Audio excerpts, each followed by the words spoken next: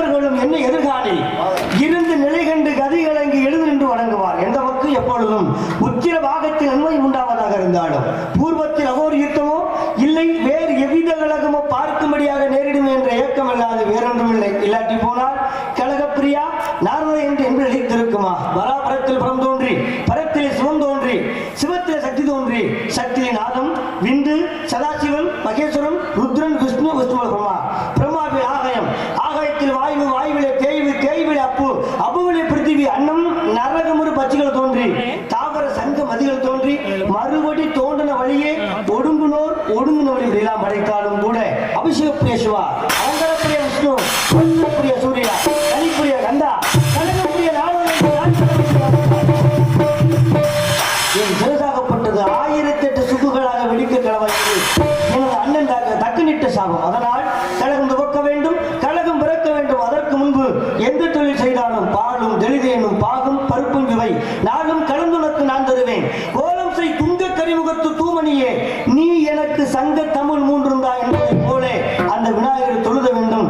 அதற்கு முன்பு என்ன காரணம் விநாயகர் எதற்காக தொழுகிறார்கள் என்பதற்கு ஒரு காரணம் இருக்கிறது. முதல் கடவுள் விநாயகர் தானா? கிடையாது, சிவபெருமான் தான் முதல் கடவுள். அதற்கு காரணம் என்னவென்றால் சிவபெருமான் தான் விநாயகர் பெருமானாக வந்ததாக ஒரு வரலாறு உண்டு. அதுக்கு என்ன காரணம்?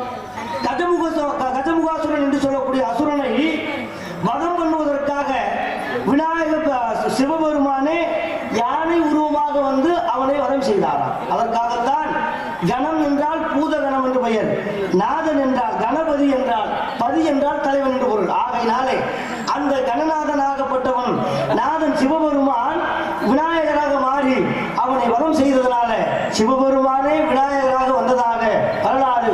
ஆகையினாலே அந்த நிலையை உணர்ந்து அந்த விநாயகர் பெருமானை தொழுத வேண்டும். எப்படி என்றால் யானை முகத்துக்கேற்ற பானை வைத்து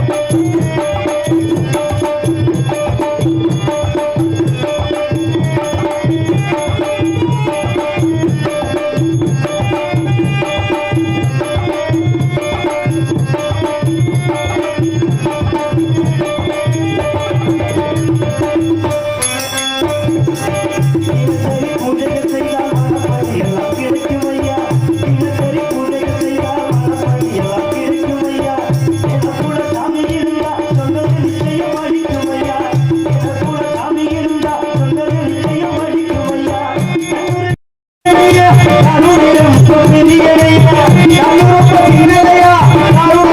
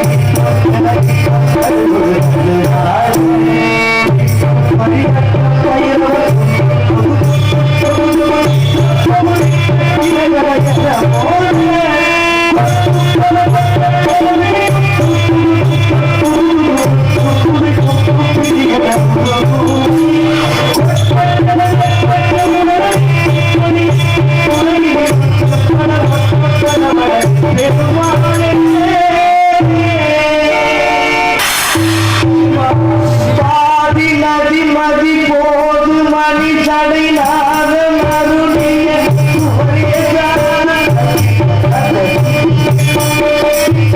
மாடு தனி மொழி மாடு புறமது பாடும் அருளிய வரவானா சாடும் ஒரு முறையில் மயனருகில் மருகோனே காணாமல் ஏமை அழு காணாமல் உனக்கிலே காணாமல் வழிபட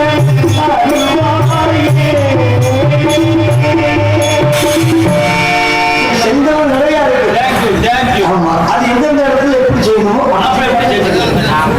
ஆகையினால எப்படி இருந்தாலும் கூட இந்த இடத்தை பார்க்கணும்னா தங்கலாம் என்று ஆசைப்படுகிறேன். காரணம் இருக்கிறது. காரணம் என்ன காரணம்னா எங்க அண்ணன் கொடுத்த சாமம். எதற்காக எங்க அண்ணன் கொடுத்தார் சாமம்? அப்படி என்றால் எங்க அண்ணன் 2000 பிள்ளைகளை பெற்றார். தட்சன் ஆகப்பட்டவன் 2000 பிள்ளைகளை பெற்று நல்ல சிந்தனையில் வளர்ப்பதுதான் நியாயம். நல்லது சொல்லிக் கொடுக்கிற பிள்ளைக்கு. ஆனா அவன் இப்படி சொல்லித்தாங்க. என்ன சொன்னா தெரியுமா? 2000 பிள்ளைகள் எனக்கு பிறந்து விட்டீர்கள். ஆகையினாலே இந்த அப்பா படைக்கு பிரம்மன் படைக்கிறார். அந்த தொழிலை நீங்க செய்து வரும்படி சிவனிடம் வரவேற்று அனுப்புகிறார். இந்த பிள்ளைகளும் நடுத்தண்ணீரை உண்டு கொண்டு ஓம் நமச்சிவாய நமக, ஓம் நமச்சிவாய நமக, ஓம் நமச்சிவாய நம என்ற திருநாமத்தை சொல்லிக் கொண்டிருக்கின்ற பொழுது யதார்த்தமான வழியை நான் போனேன். நீங்களா யார்? எதற்காக இப்படி கடும் தவம் செய்வதற்கு காரணம் என்னப்பா நான் கேட்டேன். அந்த பிள்ளையை சொன்னாங்க, ஐயா நான் தட்சனுடைய பிள்ளைகள். ஆகையால எங்க பாட்டை பிரம்மன் படைக்கிறாரா, அந்த தொழிலை நாங்கள் செய்து வரும்படி சிவனிடம் வரம்பெற்று வர சொன்னார்கள் அப்பா. அதனால வந்து நாங்கள் கடும் தவம் புரியுதுன்னு சொல்லுகின்ற பொழுது அப்பதான் நினைச்சு மனசுக்குள்ள ஒருத்தருக்கு பதிலே ஒருத்தர் வந்து அப்படி நினைச்சுக்கிட்டு எப்பா யார் யார் எதை செய்யணுமோ அதைத்தான் எல்லா வழியும் எல்லாம் செஞ்ச முடியாது. ஆகையினாலே உங்களுக்கு பக்தி வந்து விட்டது. அடுத்து முக்திக்கான மார்க்கத்தை நீங்கள் தெரிந்து கொள்ள வேண்டும். ஆகையினாலே பக்தி வந்து விட்டது. முக்திக்கான மார்க்கத்தை தெரிந்து கொண்டு நீங்கள் முக்தி அடைய வேண்டும் என்று நான் சொன்னேன். இது யார் செய்யக்கூடிய வேலை? அப்பந்தான் செய்யணும், நீங்க செய்ய முடியாது. காரணம் தூமரைக்கெல்லாம் ஆதியும் அந்தமும் சொல்லும் ஓர் எனப்படும் ஓர் எழுத்தின் உண்மை உணரார் மாமலர் பெரும் கடவுளும் மயங்கினான் என்றால் இனி நாம் சில அறிந்தனம் என்பதும் அதையே. சிரிப்புக்குரிய வார்த்தை. அதனால இந்த வேலையை நீங்க செய்ய வேண்டாம். இது எங்க அப்பெல்லாம் செய்யற வேலை. அதனால வேண்டாம், முக்தி அடைய வேண்டும் என்று முக்திக்கான மார்க்கத்தை சொன்னேன். தெரிந்து கொண்டார்கள், முக்தி அடைந்து விட்டார்கள். என்னை பார்த்தார் வேறு நானும் என் மனைவி வேதவழி எவ்வளவு வாழ்வோட 2000 பிள்ளைகள் பெறுவதற்கு. ஆகையினாலே என் பிள்ளையுடைய சிந்தனையை மாற்றி நீ ஞான நிலை அடைய வைத்து முக்தி அடைய வைத்ததனால இன்றையிலிருந்து உள்ளம் ஒரு நிலை வைத்து உலகத்திற்கு இயக்கிறவாய். நீ கலகம் செய்யாவிட்டால் உன் சிரசாகப்பட்டது 1000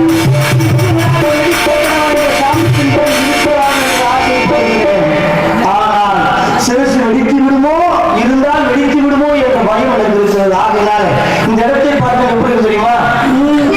அடர்ந்த மரத்திலே அற்புத வளத்திலே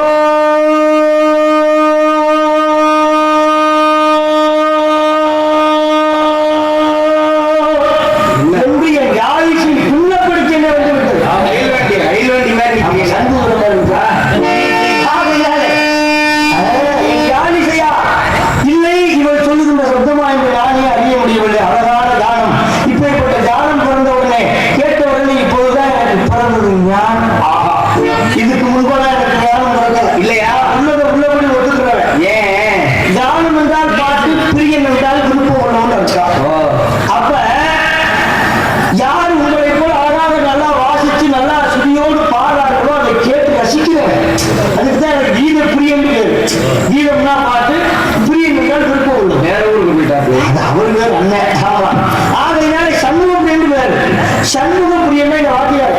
ஆமா, அவர் பேர் உருது உள்ளதுனால என்னுடைய பெயர் சண்முக பிரியன்னு பேர். ஆகையாலே சண்முகத்தின் விருப்பம் உள்ளதுனாலதான் அந்த குடியரசு வந்த பேர். என் பாட்டில் ஸ்ரீமன் நாராயணனை தவிர என் நாவல ஒத்த வார்த்தை கூட வராது. ஆனா எப்பொழுது இந்த குடியரசுக்கு வந்து இறங்கினோ அப்பொழுதே முருகனை பற்றியே பாட வேண்டும் என்ற எண்ணம் எனக்கு வந்து விட்டது. அப்ப ஒரு போட்டியை பாட்டு வைக்கிறார். என்ன போட்டி தெரியுமா? ரொம்ப மண்டக்கணம், மனிதனுக்கு மண்டக்கணம் மட்டும் இருக்கக்கூடாது. ஆமா, எனக்கு ஒரு காலத்தில் இருந்துச்சு. அன்னைக்கு இருந்தது மாதிரி. ஆமா ஆமா ஆமா, அது எதுக்கு ஒண்ணுக்காக சொல்லிருந்தா தோல வச்சு என்ன செய்யும்? ஒண்ணுக்காக வேணாம். ஞானம் இருந்தா கலைக்காது.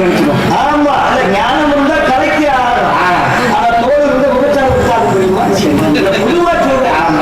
ஆகையினால இப்படி இருந்தாலும் கூட அப்ப எனக்கு ஒரு மண்டக்கணம் எப்படி வந்துச்சுன்னா இசையில பெரிய ஏன்னா கன்றுலோகத்திலே உபகருவன் என்ற நாமத்தோடு இருக்கின்ற பொழுது காந்தர்வ கானத்தை கற்றுக்கொண்டவன். என்னுடைய கானம் கேட்டால் அழகாக இருக்கும். அப்படியே இசை என்னுடைய பாடலை கேட்டவுடனே அத்தனையும் மெய்மறந்து கேட்பார்கள்.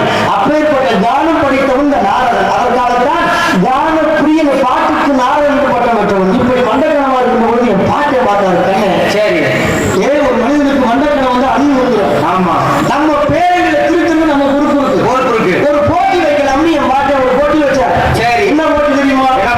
தங்க வீணை கல்லுக்குள் இருக்கிறது. அந்த கல்லூருக்கு எவ்வளவு ஒருவன் பாடி தங்க வீணையை மீட்டுக்கிறானோ அவனை இசையில வல்லம படைக்கணும்னு ஒரு போட்டி.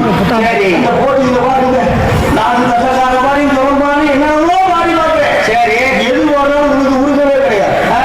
என்னுடைய நண்பன் இருக்கானே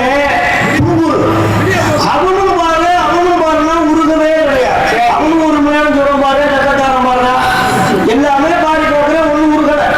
கடைசியில பாருங்க, ஒரு ஆஞ்சநேய பெருமான் வந்தான். அந்த ஒண்ணுமே சொல்லல. ராமா ராமா ராமா ராமா ராமா ராமா ராமா ராமா ராமா ராமா சரி, ஆடவே கிடையாது. வள்ளினன் வெள்ளினன் இடையனத்தோடு சொன்னான். ராமா ராமா ராமா ராமா ராமா ராமா ராமா என்று மனம் உருவ சொல்றாங்க. சண்டாளன் சொல்ல சொல்ல கல்லு உருவிச்சையா வீணை எடுத்துட்டான். பாடி உருகாத கல்லு. ஒருவன் சொல்லலையே உருகுறது என்று அதற்கு காரணம் இல்லை. என்ன? அப்பதான் நாங்க நினைச்சுக்கிட்டான். எவ்வளவுதான் சுரம் பாடினாலும் தட்டக்காரன் என்றாலும் சுதியோடு பாடவில்லை என்றால் உயிரோடு கலக்கின்ற இசை தெரிஞ்சுக்கிட்டோம். அப்பதான் தெரிஞ்சுக்கிட்டு நினைச்சேன். தட்டாத பாடுகிறானே துன்புறு நாள்தான் நானும் நீ சுரம்பாடி எதுக்குடா சுடிசேராமலே பாடிட்டோம். அதனால கல்லூரி தான் போச்சான். ஆஞ்சநேய பெருமான் வந்தா சுதியோடு சொன்னாண்டா கல்லூரி இருக்கிறா. அன்றைக்கு தான் நினைச்சா ஆகா அன்னையும் இன்றைக்கு வரைக்கும் நாங்கள் ஆரோக்கியமாக தெரியுறாங்க. இந்த கானத்தை கேட்டவுடனே ஆமா என்னுடைய கானமாகப்பட்டது கேட்டவுடனே எனக்கு பொந்தது ஞாபகம். எப்படி தெரியுமா? இதை கதை காற்றேனில்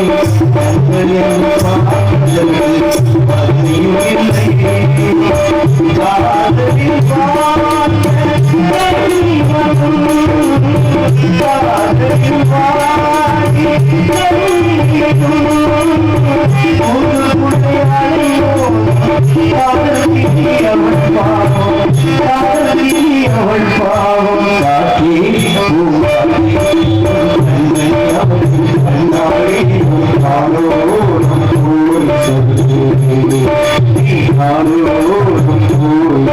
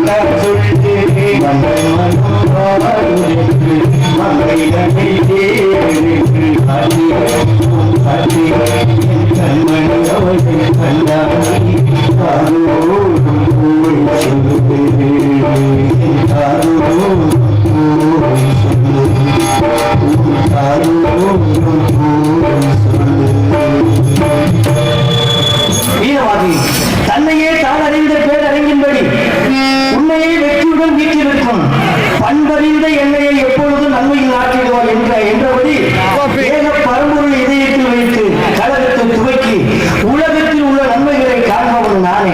காலை கடனை குடித்து கதிரவனை பயிற்சித்து ஆற்றல் அழித்தல் படைத்தல் மறைத்தல் பிரதிபலித்தல் என்று சொல்லக்கூடிய ஐந்தொழில் கருத்தனைகளையும் சந்தித்து வந்தித்து நேசித்து விசாரித்து வருகின்ற பொழுது இந்த கானம் கேட்ட உடனே எப்படி இருக்கிறது? ஆஹா, இட்டடி நோம எடுத்தடி ஒப்பளிக்க வட்டி சுமந்து மருந்த செய்ய கொட்டி கிளம்போ கிளம்போ என்று கூறினாலே திருமணந்தூர் கவி சக்கரவர்த்தி கம்பன் மகனை காப்பாற்றுவதற்காக என்றாய் கலைமகள். அப்பேற்பட்ட கலைமகளுக்கு நிகராக இவள் குரல் இருக்கிறது. ஆஹா, எப்படியா இருக்கிறது? ஆஹா, குலகினிது யாழ் இனிது என்பார் தன் மக்கள் மழலை சொல் கேளாதார் என்பதை போல குலவை விட யாரை விட இவள் சொல்லுகின்ற சொல்லு இருக்கிறது. ஆரோடும் சோ என்ற அந்த குரலை கேட்டவுடனே என்னை அறியாமலே நான் மெய் மறந்து விட்டேனே. ஆரோடும் சோ என்று சொல்லி சொற்க வைக்கும் பெண்ணை கண்டனை வார் என்று அழைக்கும் வண்ண தமிழை கண்டேனானே. கேலியா இருப்பவரெல்லாம் இவள் சொல்லுகின்ற சொல்லை கேட்டால் பெரும் ஞானியாக விடுவார்கள். இதற்கு முன்பெல்லாம் எனக்கு ஞானம் அனுப்பவில்லை. இவருடைய காலத்தை கேட்டதற்கு பிறகுதான் எனக்கு ஞானம் பிறந்தது. எப்படி அல்லவா இருக்கிறது காலம்? ஆஹா, இப்படித்தான் இருக்க வேண்டும் ஐயா. ஆகையினால பாரப்பா பழனியப்பா பட்டணமா பட்டணமா பாரப்பா பழனியப்பா பட்டணமா பட்டணமா ஊரப்பா திரியப்பா ஊரப்பா திரியப்பா ஊரப்பா திரியப்பா ஊரப்பா திரியப்பா பாரப்பா பழனியப்பா பட்டணமா பட்டணமா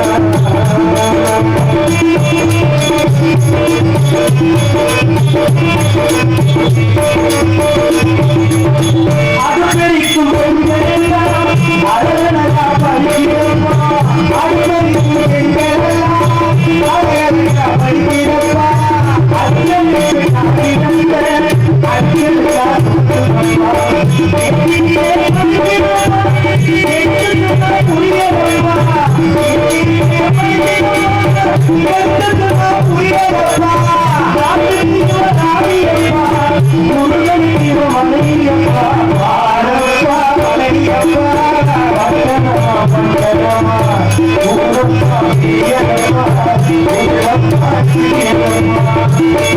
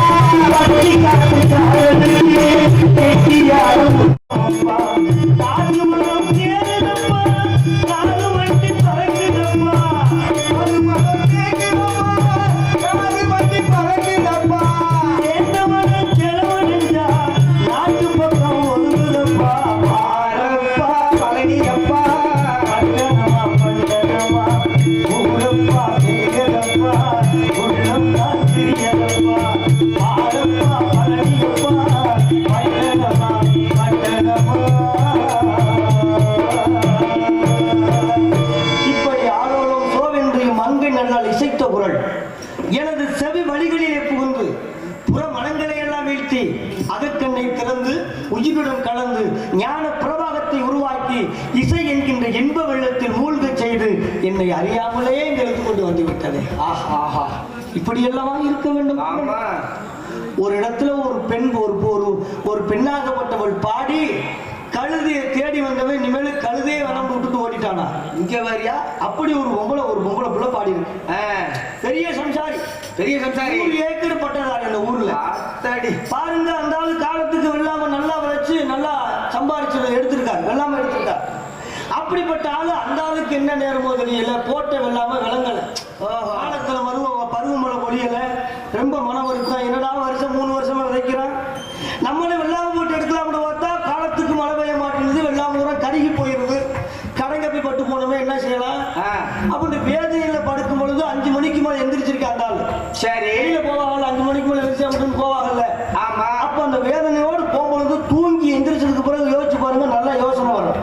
அப்பதான் யோசிச்சு பாக்குறான், என்னடா கடங்கப்பி ஆயிடுச்சு, எப்படி நம்ம கடனை கட்ட போறோம் அப்படின்ற வேதனையில் இருக்கின்ற பொழுது பாருங்க, அப்பதான் அந்த ஆள் யோசிக்கிறா, ஒரு 10 பால் மாடு வாங்கினோம்னா அதுல பாலை பீச்சு பாதி செலவுக்கு போனாலும் புண்ணாக்கு தவிடுக்கு போனாலும் மீதத்தை வச்சு நம்ம கடனை கட்டி போடலாம்னு 10 மாடு மணப்பாறை வாங்க போயிட்டான். பசுமாடு, ஆமா பசுமாடு, சிந்து மாடு வாங்க போயிட்டான். சிந்து மாடு நல்லா பால் கறக்கும், நாட்டு மாடு அவ்வளவு பால் கறக்காது, அவ்வளவுதான் ஒரு மடி பால் கறக்கும். ஆமா, சிந்து மாடுதான் 10 லிட்டர் 8 லிட்டர் நிறைய கறக்கும். அப்ப பாருங்க, சிந்து மாடு வாங்கலாம், 10 மாடு வாங்கி மேய்ச்சிருக்காங்க. அந்த ஒரு 3-4 மாசம் நல்லா தான் மேய்ச்சி கடனை கட்டிருக்காங்க. அதுக்கு மேல கட்ட முடியல. ஏன்னா ஈத்து வாடையில நிறைய அதிகமா பால் கறக்கும். கொஞ்சம் வத்து பால் ஆக பால் குறைவாயிரும். அப்ப பின்னாக்கு தவிடுக்கு தான் சரியா இருக்க தவிர அவங்க ஒண்ணு மிச்சம் பண்ண முடியல. சரி, பால் விலை குறைவு, பின்னாக்கு தவிடு விலை கூட. அப்பதான் வேதனை போற, என்னடா அரசனை நம்பி புருஷனை கைவிட்ட கணக்கா, நம்ம அந்த மாட்டை நம்பினா 4 மாசம் நல்லா கறந்துச்சு, வர பூரா குறைய ஆரம்பிச்சிருச்சு.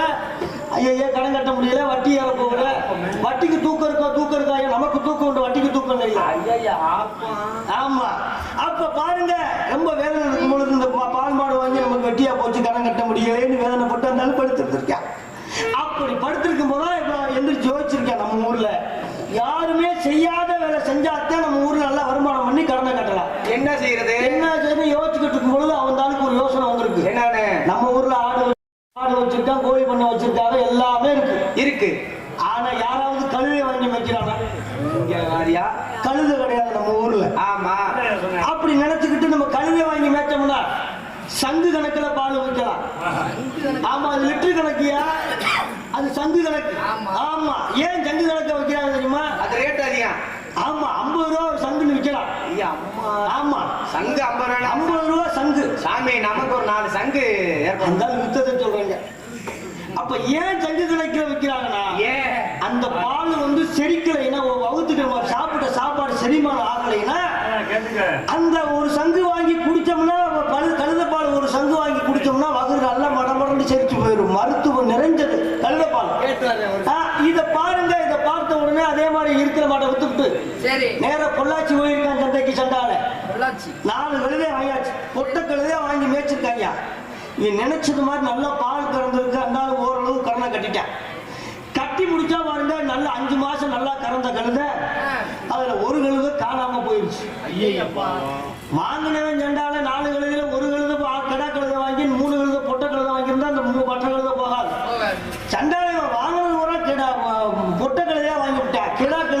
ஒண்ணுலயும் இல்ல ஒண்ணும் கிடையாது. ஆசைப்பட்டு ஆமா, பாலுக்கு ஆசைப்பட்டு கிடாய மகிட்டாங்க. அடுத்து வேணும்ல, அப்ப பாருங்க, ஆகா ஒரு நாடுகளில் ஒரு கழுத காண மாட்டேன், நல்லாத்தான் போச்சு இருந்தாலும் தேடி இருக்கேன். கிழக்கு போய் பார்த்திருக்கேன், கிழக்கையும் காண, மேற்கு போய் பார்த்திருக்கேன், மேற்கையும் காண, வடக்கு போய் பார்த்திருக்காரு, வடக்கையும் காண. 3 நாளா பார்த்தாச்சு, கழுதையை காண. பார்த்தா ரொம்ப மன வருத்தத்தில் என்னடா தூக்கம் இல்ல ஒண்ணும் இல்ல. ஒரு கழுது 50 நேரம் போட்டு வாங்கினமே சண்டாளங்களை, ஒரு கழுது காணமே வேதனை, ரொம்ப வேதனை போட்டு படுத்திருக்காங்க. சரி, இன்னைக்கு விடிஞ்சு எந்திரிச்ச உடனே 3 திசை போயாச்சு, வடக்கு மட்டும் போகாம இருக்கும். வடக்கு போய் பார்க்கலாம்னு கருப்புசாமி கோயில் வடக்கு பக்கம் தான் இருந்திருக்கு அந்த ஊர்ல. நேர போயிருக்காங்க. போகும்பொழுது பாருங்க, இந்த ஓம் சக்திக்கு மாலை போட்ட பெண்கள் எல்லாம் சாமிக்கு அன்னதானம் கொடுத்துட்டு ஒரு பொம்பளை பிள்ளைய பாடுறதுக்காக கூட்டியாந்துருக்காங்க. இவனும் கல்வியை தேடி வர, அந்த பொம்பளையும் வாயை திறந்து வாட. அப்பத்தான் நினைச்சான, ஆகா 3 நாளா தூக்கம் இல்லாம கஞ்சி தண்ணி இல்லாம திரிஞ்சு கிடந்தமே, தேடிக்கிட்டு இருந்தமே, சண்டால பாவி இந்த கழுதை உள்ளதாண்டா இருக்குன்னு போய் பார்த்துருக்கேன். கோயிலுக்கு பார்த்தா கழுதையை கிளம்பியா, இந்த பொம்பளை கழுத மாதிரியே கத்திருந்திருக்கா. எப்படி நீங்க கத்தி பாருங்க,